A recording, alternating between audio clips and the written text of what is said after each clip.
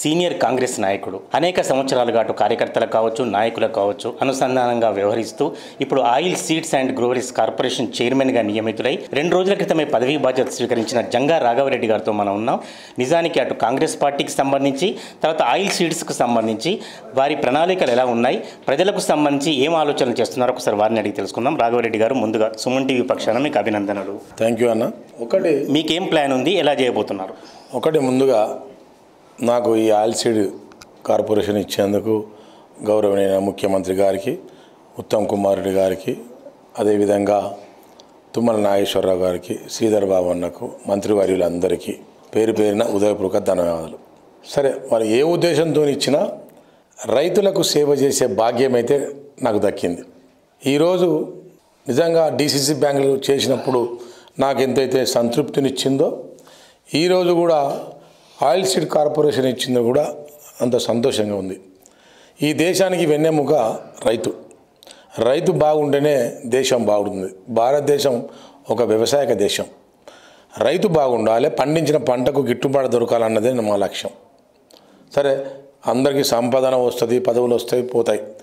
అది చివరిదాకా ఎవరికి ఉండయన్న సంగతి తెలుసుకోవాల్సిన అవసరం ఉన్నది. వరంగల్ డిసిసి బ్యాంక్ ఎట్లయితే 37 సంవత్సరాల లాస్లో ఉన్న బ్యాంకును లాభాల బాటలు నడిపించానో, ఇప్పుడు ఆయిల్ సీడ్ కార్పొరేషన్ కూడా మంచి లాభాలో ఉంది. దాన్ని 1 సంవత్సరం తిరగక ముందుకే 2000 కోట్ల టర్నోవర్ చేసి చూపిస్తా అని చెప్పి ఈ సందర్భంగా మీకు మనవి చేస్తూ ఉన్నాం. ఇటు ఆయిల్ సీడ్ కార్పొరేషన్ లాభంలో ఉంటే రైతులు లాభంలో ఉంటారు. రైతులు బాగుపడాలి. ప్యాడీ వల్ల రైతులు నష్టపోతున్నారు. పెట్టుబడి ఎక్కువ, దిగుబడి తక్కువ, ఆదాయం తక్కువ, రైతు నష్టపోతున్నాడు. ప్యాడీ కొనుగోలు కేంద్రాలలో ఇబ్బందులు అవుతున్నాయి. ప్యాడీ ప్రత్యామ్నాయం సీడ్ కార్పొరేషన్ 1,50,000 రూపాయలు ఒక ఎకరానికి పంట దిగుబడి వస్తుంది. పెట్టుబడి తక్కువ. 25 సంవత్సరాలు దాని గురించి చూడాల్సిన అవసరం లేదు. ఒక 4 సంవత్సరాలు కష్టపడితే ఇప్పుడున్న కోతుల బెడదకు, ఇప్పుడున్న ఫర్టిలైజర్ బెడదకు, ఇదన్నిటికీ ప్రత్యామ్నాయ మార్గం ఆయిల్ సీడ్ కార్పొరేషన్ తప్పకుండా చేయాలి. అయితే ఇందులో ఒక తప్పిదం జరుగుతూ ఉన్నది. గత ప్రభుత్వం ఏం చేసింది, కొన్ని కంపెనీలు ఇక్కడ ప్రైవేట్ పరం చేసినాయి. అది చేయొద్దని నా మనవి. అన్ని తెలంగాణ మొత్తం ఆయిల్ సీడ్ కార్పొరేషన్కే ఇవ్వాలని నేను మనసారా కోరుకుంటున్నా. ఎందుకంటే గతంలో మీరు చూడండి, అందరు ఈం పక్షులు దాదిండ్రు. ప్రైవేట్ కంపెనీ వాళ్ళు ఆయిల్ ఫామ్ ఇండస్ట్రీ ఉండదు అని చెప్తున్నారు, వాళ్ళే ప్రచారం చేస్తున్నారు. వాళ్ళు దీన్ని మోనోపలి చేసుకోవడం కోసం వాళ్ళు చేస్తున్న పని. బీజేపీ ఎట్లయితే కార్పొరేట్ స్థాయిలో వ్యవసాయ క్షేత్రాలను అప్పజెప్పాలని చూస్తుందో, తెలంగాణలో కూడా టీఆర్ఎస్ ప్రభుత్వం ఆయిల్ సీడ్ కంపెనీ అప్పజెప్పే ప్లాన్లో ఉండే. కానీ ఆయిల్ సీడ్ ఎంప్లాయీస్, ఉద్యోగస్తులు చాలా అంతా మంచోళ్ళు. ఇప్పుడున్న మా మేడం కూడా చాలా మంచిది. సరే, ఏ పార్టీలో ఉన్న తుమ్మల నాగేశ్వరరావు ఆయిల్ సీడ్ కంపెనీకి ఒక కుడిభుజం. చాలా ఎక్స్పీరియన్స్ ఉన్నది వ్యవసాయ మంత్రి గారికి. దాని మీద పూర్తి అవగాహన ఉన్నది.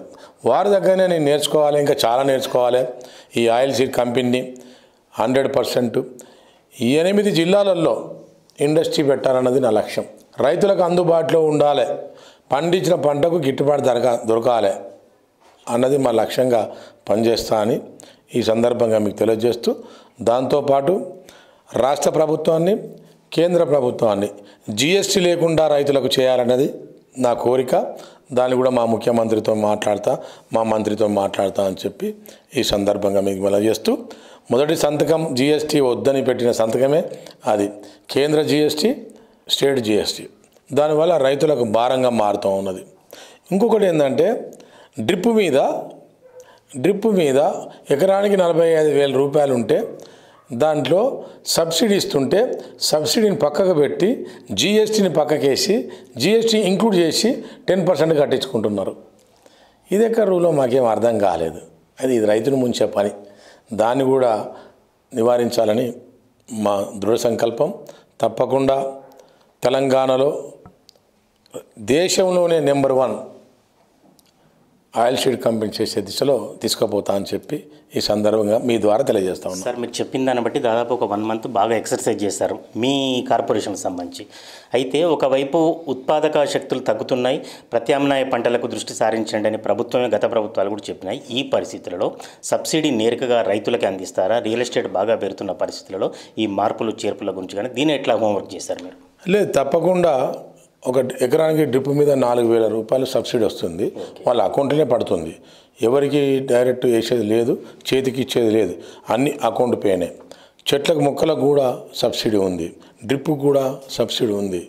కాబట్టి ఎవరికి ప్రత్యామ్నాయం లేకుండా, ఎవరి జోక్యం లేకుండానే ఈ కార్యక్రమం జరుగుతుంది. దాంట్లో ఎవరికి ఇబ్బందులు జరగవు. అయితే వ్యవసాయ ఆధారిత వరికి సంబంధించింది మన స్టేట్ తెలంగాణలో ఎక్కువగా వ్యవసాయానికి సంబంధించింది, వరికి సంబంధించింది. ఇటువంటి పరిస్థితుల్లో ఆల్టర్నేటివ్ ఉత్పత్తి చేయాలనేది మీరు ఎట్లా సూచించాలనుకుంటున్నారా? మీకు మీ దగ్గర ఏం ప్రణాళిక ఉంది? ఉదాహరణకు నాకే 100 ఎకరాలు ఉన్నది. నేను ప్యాడీ 50 ఎకరాలు చేసేవాడిని. తగ్గించుకొని 38 ఎకరాలు నేను ఆయిల్ ఫామ్ పెట్టేసిన. నేను అది చైర్మన్ అయితే అని పెట్టలే. ప్రత్యామ్నాయ మార్గం ఆదాయం లేదు కాబట్టి, లేబర్ ఇన్వాల్వ్మెంట్ పెరుగుతుంది కాబట్టి నేను దన్మని ఈ రూట్లోకి వచ్చేసిన. మిగతా రైతులకు కూడా దాన్ని ఎడ్యుకేట్ చేయాలి. ప్రత్యామ్నాయ మార్గం 10 ఎకరాలు ఉన్న వాళ్ళకు 5 ఎకరాలు ఆయిల్ ఫామ్ పెట్టాలి. ఈ ప్రాంతంలో ఇప్పటికే 7,000 ఎకరాలు ఉన్నది. ఇప్పటికే 3 లక్షల మొక్కలు రెడీ ఉన్నాయి, 30 లక్షల మొక్కలు రెడీగా ఉన్నాయి. మేము ప్రజలకు ఎడ్యుకేట్ చేస్తాం, రైతులను ఎడ్యుకేట్ చేస్తాం, మోటివేట్ చేస్తాం. దాదాపు 8 ఫ్యాక్టరీలకు సరిపోయేంత ఆయిల్ ఫామ్ డెవలప్ చేస్తామని చెప్పి ఈ సందర్భంగా తెలియజేస్తాం. ఆయిల్ సీడ్స్ కార్పొరేషన్ సంబంధించి ఇంతవరకు అంటే ఇది చేస్తే బాగుండు లేదా ప్రధాన లోపాలు ఏమైనా గుర్తించారా మీరు? ఉన్నాయి, కొంత రోగ నివారణ చేయాల్సిన అవసరం ఉన్నది. ఇప్పుడు నల్ల పురుగు ఒక వస్తూ ఉన్నది, ఎలుకలు తినడము, లేకపోతే చిన్న చిన్న రోగాలు రావడము వస్తున్నది. దానికి ప్రత్యామ్నాయ మార్గం అదే కూడా మంత్రివర్యుల దగ్గర కూడా కొంచెం కలుపు ఎక్కువ వస్తుంది. దాన్ని కూడా ఖర్చు తగ్గించుకోవడం కోసం పనిముట్ల మీద కూడా సబ్సిడీ ఇవ్వని అడిగాం. అది ఇంప్లిమెంటేషన్ ఇంకా కాలేదు. దాన్ని కూడా ముందుకు తీసుకుపోయే దిశలో ముందున్నాం. జంగా రాఘవరెడ్డి గారు సీనియర్ కాంగ్రెస్ నాయకుడు. ఆ పార్టీకి జిల్లా అధ్యక్షులుగా పనిచేశారు, అసెంబ్లీ స్థానాన్ని కూడా ఆశించారు. ఇటువంటి పరిస్థితులలో డీసీసీ బ్యాంకును అగ్రస్థానంలో నిలిపినప్పటికీ కూడా ఆయిల్ సీడ్స్ కార్పొరేషన్ ద్వారా తృప్తి పొందుతున్నారా? భవిష్యత్ పదవుల కోసం ఆలోచన చేస్తారా? ఒకటి మాత్రం గుర్తు, పదవితో నేను తృప్తి పొందలేదు, కానీ ఆ కంపెనీ ఆ ఆయిల్ సీడ్ డెవలప్మెంట్ కోసం చేయడంలో నాకు సాటిస్ఫాక్షన్ ఉంది. సరే, నాకు ఉన్నత పదవి రావాల్సిన ఉండే. పార్టీ అధిష్టానం ఏఐసిసి కేసీ వేణుగోపాల్ గారు ఎమ్మెల్సీ ఇస్తా అన్నారు, జిల్లా ప్రెసిడెంట్ ఇస్తా అన్నారు. సరే, వాళ్ళకు వీలవుతుందో కాదో మనకు తెలియదు. వాళ్ళ క్యాలిక్యులేషన్స్ వాళ్ళకు ఉన్నాయి. మా అడగకున్నా ఇదైతే ఇచ్చారు. ఎప్పుడు కూడా కాదనద్దు కాబట్టి వాళ్ళు నా స్తోమతను బట్టి, నన్ను బట్టి వాళ్ళు ఇచ్చారు. ఫర్దర్గా మన కష్టాన్ని బట్టి గుర్తింపు అయితే దొరుకుతుంది కాంగ్రెస్ పార్టీలో. ముఖ్యమంత్రి గారిని మీ సంబంధిత మంత్రిని ఎప్పుడు కలుస్తున్నారు? ఆల్రెడీ మా మంత్రితో 3-4 గంటలు కూర్చున్నాను. ఒకసారి కాదు, 3-4 సార్లు కూర్చున్నాను.